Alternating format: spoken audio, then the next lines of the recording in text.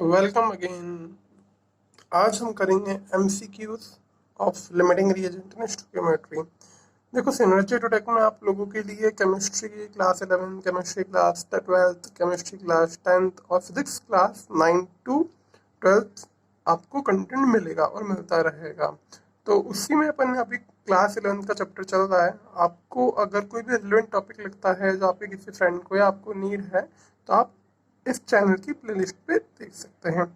तो आज मैं लाया हूँ आपके लिए लिमिटिंग रिएजेंट और स्टोइकियोमेट्री के एमसीक्यूज। आई होप आप लोगों ने इसकी थ्योरी वाले वीडियो डिस्कस कर लिए होंगे। अगर आपको थ्योरी आती है तो अच्छी बात है, अगर फिर भी कोई डाउट रहता है तो आप वो वीडियो देख सकते हैं, प्लेलिस्ट में आपको मिल जाएंगे और आपको क्वेश्चन करने में काफ़ी हेल्प मिलेगा। तो ज़्यादा टाइम वेस्ट ना करते हुए देखते हैं पहला question. Consider the following reaction. आपको रिएक्शन दिख रही है वहाँ पे, A plus P B give C C plus D D. ठीक है, आपसे पूछा which of the following statement is wrong. तो लिखा हुआ है A litre of A react with B litre of B. देखो, अगर आपको याद हो, अपन ने कुछ लॉस पढ़े थे यहाँ पे, एवोगैड्रो लॉ पढ़ा था, आपके चैप्टर के स्टार्टिंग में था। तो मैंने बोला था जैसे कोई इक्वेशन होती है तो उसके आगे जो कोफिशिएंट होता है वो वहाँ पे मॉलिक्यूल्स के लिए यूज हो सकता है, मोल्स के लिए यूज हो सकता है और वॉल्यूम के लिए यूज हो सकता है। मोल, वॉल्यूम और मॉलिक्यूल्स। तो वो चीज़ ध्यान में रखते हुए पहला स्टेटमेंट पढ़िए, A litre of A react with B litre of B. तो वॉल्यूम के लिए सही है। A moles of A react with B B moles of B, ये भी सही है क्योंकि मोल आ गया। और सी में है आपका A molecule of A react with B molecule of B, तो यानी कि सी स्टेटमेंट भी सही है। A gram of A react with B gram of B, ये गलत है। मास के लिए ये फॉलो नहीं होता। हाँ, law of conservation mass follow होता है, पर आप ऐसे नहीं बोल सकते कि 1 ग्राम होगा ए का। नहीं, ये जो आगे कोफिशिएंट है स्मॉल है, ये मोल, मॉलिक्यूल और वॉल्यूम के लिए यूज हो सकता है, कभी भी मास के लिए यूज नहीं हो सकता। तो आपका जो रॉन्ग स्टेटमेंट है वो डी है, यानी कि आपके फर्स्ट क्वेश्चन का आंसर हो जाएगा ऑप्शन डी। ठीक है, अब क्वेश्चन नंबर 2 पे आइए। 10 gram of hydrogen and 64 gram of oxygen were filled in a vessel and exploded. Amount of water produce in the reaction will be. तो पहले आप रिएक्शन लिखो, तो आपको रिएक्शन याद होगी। रिएक्शन यहाँ पे होती है hydrogen plus oxygen gives H2O। ठीक है, अब यहाँ पे देखो रिएक्शन हमेशा बैलेंस लिखना, तो यहाँ पे मैं 2 लगा देता हूँ और यहाँ भी 2 लगा देता हूँ। ठीक है, अब आपको गिवन डेटा है, आपको याद हो तो यहाँ पे दोनों गिवन है। यहाँ पे 10 ग्राम हाइड्रोजन भी गिवन है, आपको 64 ग्राम ऑक्सीजन भी गिवन है। अब से पूछा है वाटर क्या फॉर्म होगा, तो आपको याद हो तो ये क्वेश्चन है लिमिटिंग रिएजेंट का, क्योंकि आपको नहीं पता है रिएक्शन किसके अकॉर्डिंग वर्क करेगी। तो उसकी पहली स्टेप थी right the balance chemical equation, वो अपन ने ऑलरेडी लिख ली। सेकंड स्टेप थी कैलकुलेट द मोल, तो मोल कैलकुलेट करिए। तो H2 के मोल्स कितने होंगे यहाँ पे, 10/2, दैट इज 5 मोल। और O2 के मोल होंगे 64/32, that is 2 mole. Third step थी डिवाइड बाय स्टोइकियोमेट्रिक कोफिशिएंट, तो मैं 5 को 2 से डिवाइड करता हूँ, 2 को 1 से डिवाइड करता हूँ, क्योंकि यहाँ पे 2 और 1 यहाँ पे कोफिशिएंट है, तो आपको ये वैल्यू लेस मिलेगी। तो ये आपका लिमिटिंग रिएजेंट है। तो रिएक्शन वर्क करेगी आपके O2 के अकॉर्डिंग। आपको दिख रहा होगा यहाँ पे 1 mole of O2 gives 2 mole of water. 1 mole O2 दे रहा है, 2 मोल ऑफ वाटर। क्वेश्चन में आपके 2 मोल किसके ऑक्सीजन के गिवन है, 64 ग्राम ओ गिवन है, मतलब 2 मोल ऑक्सीजन गिवन है। तो आपको 1 से 2 मिलता है, तो 2 से मिलेगा आपको 4 मोल वाटर। कितना मिलेगा, 4 मोल वाटर मिलेगा। तो आपका आंसर हो जाएगा सेकंड का बी। क्या आंसर हो जाएगा, बी आंसर हो जाएगा। काफी सिंपल सा क्वेश्चन था यहाँ पे। थर्ड क्वेश्चन देखिए, in a reaction 4NH3 plus 5O2 gives 4NO plus 6H2O when 1 mole of ammonia and 1 mole of O2 are made to react to completion। तो कुछ ऑप्शन दे रखे, कौन सा ऑप्शन सही होगा। तो देखो सिंपल सा है, मैं आपको यहाँ पर रिएक्शन लिख के बता देता हूँ। इक्वेशन आपकी 4 ammonia plus 5O2 gives 4NO plus 6H2O। इसके गिवन है आपको 1 मोल, इसका गिवन है 1 मोल। ठीक है, एलआर फाइंड करें। पहले equation right the balance chemical equation, I think reaction already balance है। सेकंड स्टेप होती है कैलकुलेट मोल, मोल भी आपको गिवन है। थर्ड स्टेप होती है डिवाइड बाय स्टोइकियोमेट्रिक कोएफिशिएंट, तो 1/4 1/5। आई थिंक ये वैल्यू छोटी मिलेगी, तो आपका एलआर होगा ऑक्सीजन। तो रिएक्शन आपकी वर्क करेगी ऑक्सीजन के अकॉर्डिंग, और ये आपका लिमिटिंग रिएजेंट है। अब आप ऑप्शन नंबर ए पढ़िए, यहाँ लिखा हुआ है 1 मोल ऑफ H2S प्रोड्यूस, तो देखो 5 मोल से बन रहा है 6 मोल हाइड्रोजन, तो आपको 1 मोल गिवन है, तो 1 मोल से बनेगा 6/5, तो ऑप्शन नंबर 1 तो गलत हो गया। ऑप्शन नंबर बी है 1 mole of NO will be produce. 5 मोल से बन रहा है 4 मोल, तो 1 से बनेगा 4/5 मोल, तो बी भी गलत हो गया। थर्ड ऑप्शन है all the oxygen will be consumed, हाँ ये सही लिखा हुआ है क्योंकि ऑक्सीजन यहाँ पे ला रहा है लिमिटिंग रिएजेंट, तो ये पूरा कंज्यूम हो जाएगा, और ये एक्सेस रिएजेंट, तो ये कुछ बचेगा, पूरा आपका अमोनिया कंज्यूम नहीं हो पाएगा। तो क्वेश्चन नंबर 3 का आंसर हो जाएगा सी। क्या आंसर हो जाएगा इसका? सी पार्ट इसका आंसर हो जाएगा। देखो यहाँ पे ये ला रहे हैं हर 5 मोल के लिए मुझे 4 मोल चाहिए, पर यहाँ पे 1 मोल है, तो 1 मोल के लिए मुझे 4/5 ही चाहिए होगा, तो ये कुछ एक्सेस में है तो बच जाएगा। क्वेश्चन नंबर 4 देखिए, 30 gram each of magnesium and oxygen are consumed are heated the residual mixture contain, तो वही देखो यहाँ पे मोर देन 1 रिएक्टेंट और दोनों का आपको यहाँ पे मास गिवन है, तो वही क्वेश्चन हो जाएगा आपका लिमिटिंग रिएजेंट का। तो मैं क्या करूँगा, पहले यहाँ पे रिएक्शन लिखता हूँ। क्वेश्चन आपको दिख रहा होगा, Mg + O2 gives MgO, balance करने पे यहाँ पे 2 ऑक्सीजन है तो 2 लगाना पड़ेगा, यहाँ पे 2 लग जाएगा। ये भी गिवन है आपके पास 30 ग्राम और ये भी गिवन है 30 ग्राम। ठीक हो, अब यहाँ आप इसका मोल कैलकुलेट करते हैं, तो मोल हो जाएगा आपके पास 30/24 और ये हो जाएगा 30/32। ठीक है, आपको ऑब्वियसली दिख रहा होगा यार ये वैल्यू बहुत छोटी आने वाली है ना, फिर भी मैं कैलकुलेट कर लेता हूँ। ये वैल्यू हो जाएगी मेरी, इसको मैं कैलकुलेट करता हूँ 6 से काटता हूँ तो हो जाएगा ये हो जाएगा मेरा 6/4 ठीक है, हो जाएगा 5/4 और ये मेरा हो जाएगा इसको में ही हो जाएगा 15/16। ठीक है, कोफिशिएंट से डिवाइड कर लेते हैं, तो ये हो जाएगा 5/8, ये हो जाएगा 15/16। ठीक है, अब बताइए इसमें कौन सी वैल्यू छोटी है। ऑब्वियसली यार अब यहाँ पे न्यूमरेटर है 8 है 16 है, दोनों का अगर मैं मल्टीप्लाई 2 से कर दूँ, ठीक है, तो ये हो जाएगा 10/16, तो आपका ये वैल्यू छोटी आएगी, है ना। आपका मैग्नीशियम एल आर आएगा, मैग्नीशियम होगा आपका लिमिटिंग रिएजेंट और ये होगा आपका एक्सेस रिएजेंट, तो रिएक्शन वर्क करेगी आपकी मैग्नीशियम के अकॉर्डिंग। एक बार ध्यान रखना, बस ये जो स्टेप होती है ना कोफिशिएंट से डिवाइड करने की, इसको बस एल आर फाइंड करके भूल जाना। एल आर एक्सेस फाइंड के लिए भूल गए अपन, पूरी कैलकुलेशन आपकी इसके अकॉर्डिंग होगी, क्योंकि आपके मोल क्वेश्चन में ये वाले आए हैं, पूरी कैलकुलेशन आपकी मोल के अकॉर्डिंग होगी। तो मैग्नीशियम आपका एल आर है, तो 2 मोल Mg देता है, 2 मोल MgO, तो 5/4 कितना देगा मेरा, 5/4 MgO मिलेगा मुझे, 5/4 Mg से 5/4 मिलेगा, 2:2 का रेशियो, तो 5/4 आएगा। इसका मास कितना होगा, 5/4 इंटू इसका मास होता है 40, तो ये हो जाएगा 50 ग्राम। 50 ग्राम आप ऑप्शन बी भी गिवन है, पर आपको यहाँ पे साथ में 10 ग्राम ऑक्सीजन भी लेफ्ट होगा क्योंकि एक्सेस रिएजेंट है। अब ये 10 ग्राम कैसा आएगा आप ये देख लीजिए, यहाँ पे 10 ग्राम के लिए अपन कैलकुलेशन कर लेंगे। क्वेश्चन में आपके पास गिवन है 15/16। अब देखो 2 मोल कंज्यूम करता है 1 मोल, 2 कंज्यूम करेगा 1 मोल, तो 5/4 मोल कंज्यूम करेगा 5/8 मोल, तो O2 कितना बचेगा, 15/16 में से 5/8 चला गया, 15/16 में से 5/8 चला गया, तो बताओ कितना होगा। ये हो जाएगा 15 - 10 दैट इज 5/16 मोल। इसका मास निकालने के लिए O का मोलिकुलर वेट होता है 32, 10 ग्राम आपका O2 अनरिएक्टेड, इसीलिए आपके क्वेश्चन में पूछा है द रेसिडुअल मिक्सचर कंटेन्स, तो इसका आंसर जाएगा 50 ग्राम आपका MgO मिला मुझे और 10 ग्राम मुझे क्या मिला, ऑक्सीजन अनरिएक्टेड रह गया, 50 और 10 का ये आपका कॉम्बिनेशन इसका आंसर हो जाएगा। आई होप ये क्वेश्चन समझ में आया होगा। अब आप बढ़िए 5th क्वेश्चन पे।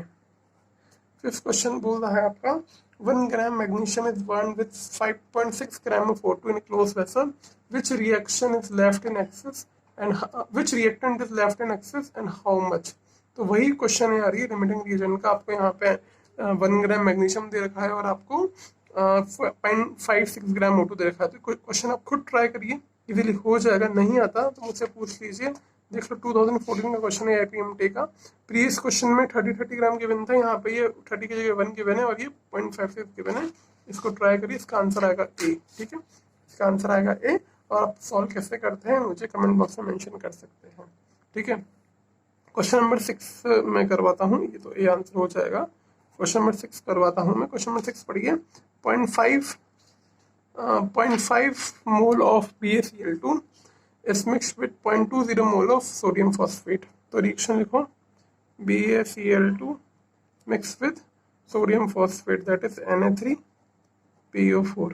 ठीक है, अब रिएक्शन होगी और पूछा है यहाँ पे the maximum number of moles of barium phosphate can be form. ठीक है, अब देखो ये डबल डिस्प्लेसमेंट रिएक्शन होगी, यहाँ पे BaCl2 और Na3PO4 है, तो यानी कि पता चलता है मुझे फॉस्फेट की वैलेंसी पे चार्ज -3 आएगा और Ba पे +2 आएगा, तो ये बनेगा आपका barium phosphate that is Ba3 और PO4 ट्वाइस। अगर नहीं आता तो आप ऐसे कर सकते हो, बी के नीचे लिखिए 2, इसके नीचे 3, क्रॉस मल्टीप्लाई करेंगे तो फॉर्मूला बन जाएगा और साथ में बनेगा आपका NaCl बनेगा। क्या बनेगा?